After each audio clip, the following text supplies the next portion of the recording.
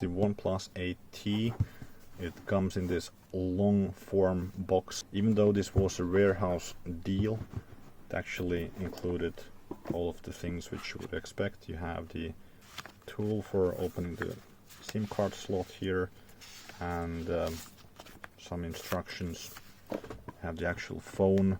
This one didn't come with a pre-installed cover. I installed that myself, and I actually turned the phone already on as well. But the phone is in great shape, even though it was a warehouse deal, rated to be in good condition. I mentioned it has some scratches, but I just discovered something very minor here on the bottom, and otherwise it's in great shape. The box also came with this charger in it, so it's the original OnePlus charger. This is the Warp Charge 65.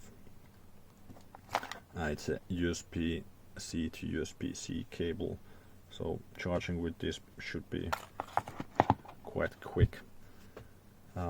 Personally, I'm using a Spigen case with this. I find them very comfortable, and it's very easy to install.